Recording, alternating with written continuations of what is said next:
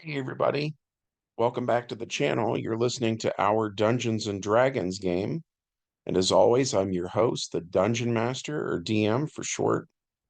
And you'll have to excuse me. I don't know if the microphone will pick it up or not, but um, I'm feeling a little froggy today. I don't mean that as a pun. Once you hear the adventure, it's going to sound like one. Um, but I am recovering from, I hate to say the name of it because of the YouTube algorithm.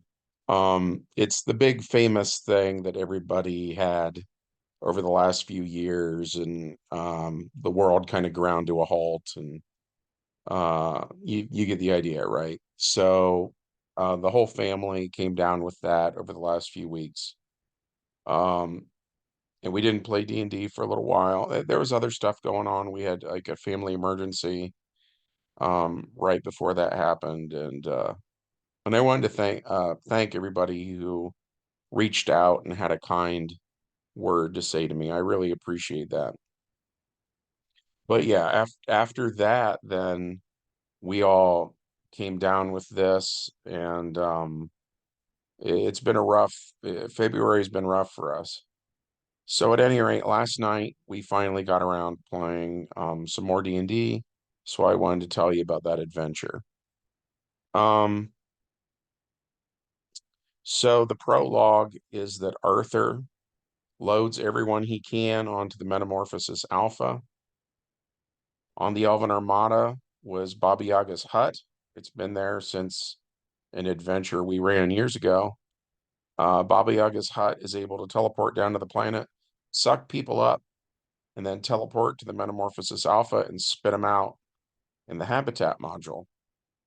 And the hut does this over and over again in an effort to save everyone it can.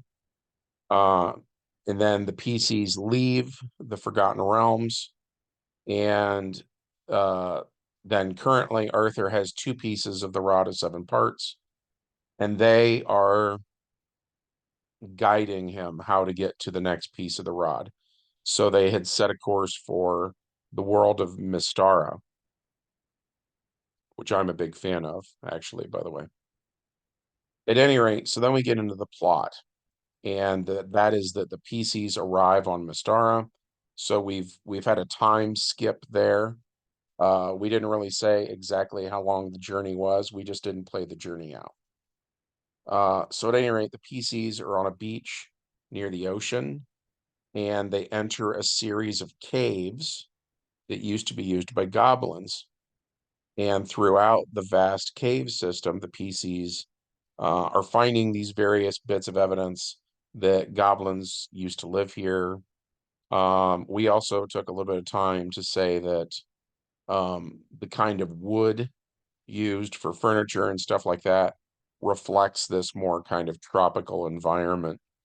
So instead of maybe building things out of oak, they would build something out of like bamboo, or they would use wood from a palm tree, that kind of thing. We said that bowls they were using, for instance, were made out of coconuts.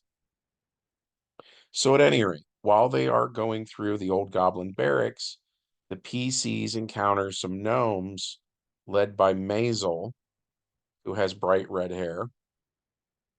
Sicer the illusionist, who the PCs met at the Golden Cockatrice, uses a gnomish greeting.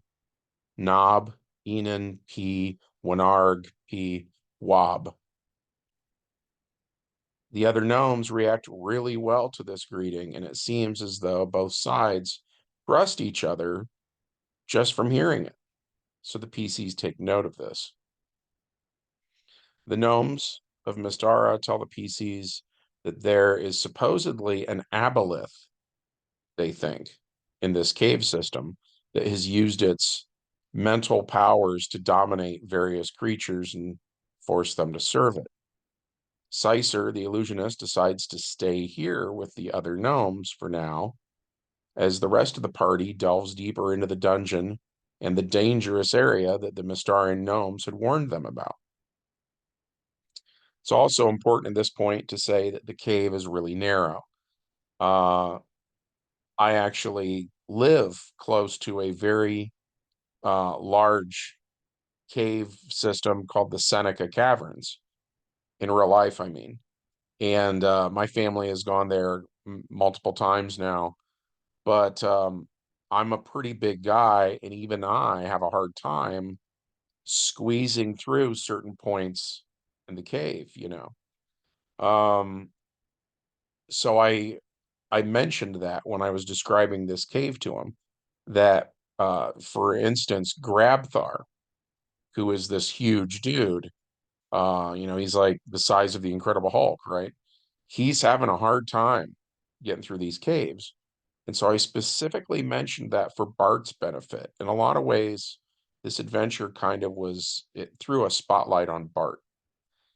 And so Bart can polymorph now, and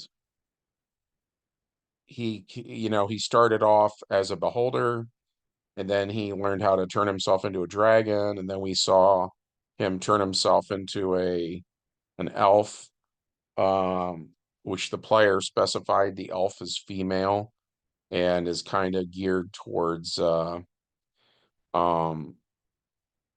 seduction and stuff like that. And the idea was kind of to seduce somebody into taking off their armor so that you could, you know, steal their armor, basically, things like that. Um, so all that said, Bart is forced into the elf form just to get around in these caves, right? And when Bart is an elf, the hit points change, and Bart has way fewer hit points. And and so the actual player is like, I'm going to die in this adventure, like some fish man or something is gonna like shank me, or you know, it's gonna be a stupid death. And I've gotten this far, and it's like I'm gonna die. And I thought that was very interesting. So Bart is very much from the get-go grappling with his own mortality, right? Um, and then I should also mention, we mentioned Grabthar a minute ago having trouble. We've also got Min and Max, who are the twin sisters of Grabthar. And so they are also big. They're kind of both like a She-Hulk type character. At any rate, the PCs reach this section of the cave where there's glowing moss on the walls and shrieker mushrooms everywhere. Grabthar is up front, so he rolls to be stealthy, and he fails. So the mushrooms start screaming, and that announces the PC's presence, and the Umber Hulk in the next area rushes to greet them. Grabthar hits him with lightning, though, taking him out. As they move into Area 3, the Mushroom Caverns, the smell of the mushrooms makes Eliza the Air Maiden have morning sickness. This brings the entire adventure to a halt. Arthur asks if she dies and respawns, does the unborn child also respawn? And Eliza doesn't know the answer to that. Arthur would rather be safe than sorry, so he takes off the scabbard of Excalibur and tells her she'd better wear it until further notice. She asks what happens to the orange and blue segments of the Rod of Seven Parts, though, if Arthur dies. Bart says the rod would probably drop to the floor, and then Arthur could respawn and pick it up again, which we've gotten into those specifics in earlier games. Check those out if you haven't. Eliza says the fate of the universe is at stake, and the rod has to come first. So she ends up sitting this adventure out. She heads back towards the ship and says she needs to let Volterra's Yol know that he's a father. After she is left, Grabthar says the fate of the universe does indeed hang in the balance, and he thinks it was a bad time to conceive a child. Arthur says he gets it.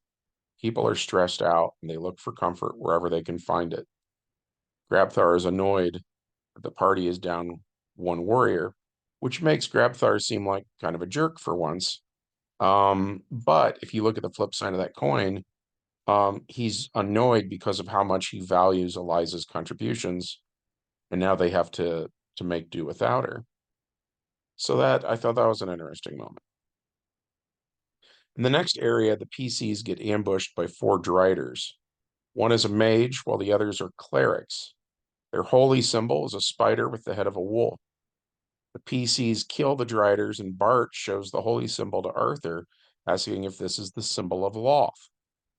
Arthur says it's not, and that a long time ago, a party that he was in dealt with Loth.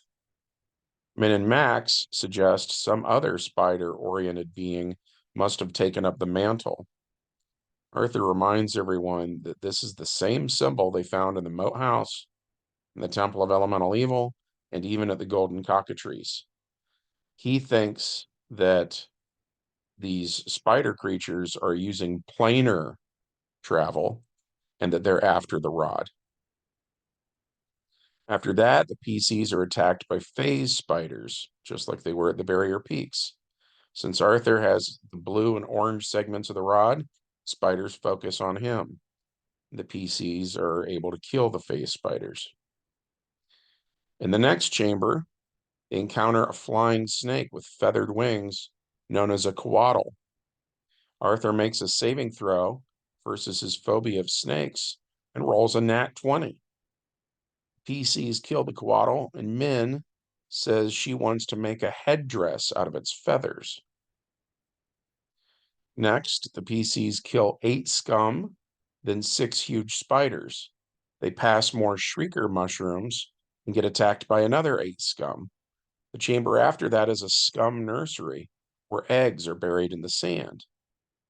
There's enough room in here for Bart to turn back into his original beholder mode and use his death ray on the eggs. He does this before the party can discuss what they think about his plan. 2 female scum attack the party, and Bart takes them out too. The next room is the scum barracks, where the PCs encounter 6 males and 14 females. The PCs clear the room and then move on to Area 11, which is a storage chamber. The scum were harvesting mushrooms from other areas and bringing them here to rot. The PCs are less than thrilled by the smell in here, and Grabthar says, perhaps it is best that Eliza did not join us. The PCs are attacked by 16 giant leeches, which they kill, and then they come to a cliff. Bart changes back into a female elf and casts water breathing on the party. Then everyone jumps off the cliff and into the water. The water, by the way, is 70 feet deep, and it is totally dark. They're deep enough in the cave now. They're away from sunlight. There's no more of that glowing moss from earlier. So the only light source now are the 2 pieces of the rod that Arthur is holding. He jokes that they look like glow sticks, but since he's the only one from Earth, the others don't get the reference. Instead, the PCs swim to shore, and it's a wide stone beach where several humanoids have been enslaved and are forced to mine stone. There are 2 scum females with whips who are forcing the slaves to work. Bart sees this and kills one. Min and Max kill the other. That's when a beholder reveals itself. It shines its anti-magic ray on the party, and Bart reverts to his true form. The beholder seems to be a mutant or is riddled with birth defects. By the way, this beholder is the one I'm using for the art this week, so that's what it looks like. It is twisted and strange looking, but in classic beholder fashion, it has decided that it is the perfect organism, the natural evolution of a traditional beholder, superior in every way. And boy, does it hate Bart. It has declared itself to be judge, jury, and executioner, and it finds Bart to be guilty of inferiority. Beholder is offended that Bart would willingly turn himself into a non-beholder. So the mutant beholder plans to execute Bart. Bart, in response, tries to seduce the beholder. This does not work. The beholder uses Death Ray on Bart, doing plenty of damage, but Bart is still alive. Bart fights back, and the two have a sort of duel. It's a knockdown, drag-out fight But in the end, Bart wins. The dead beholder had been using telekinesis on the green piece of the rod of 7 parts. So when it dies, that piece, which glows like kryptonite in this dark cave, drops onto the stone floor. Arthur picks up the green piece and touches it to the blue piece, and they fuse together. Then we get into the epilogue. Cropus, the Endbringer, can sense that Arthur has recovered yet another piece of the rod. He roars in anger and flies towards Mystara. Once the PCs have cleared the dungeon, they take the freed slaves back to their ship, as well as the treasure from the dungeon. The slaves had been captured in various raids, and many had died before the PCs were even able to enter the dungeon. One of those slaves had been in possession of the green shield device. Arthur, frees the green shield device and it transforms into like a green panther, clockwork panther.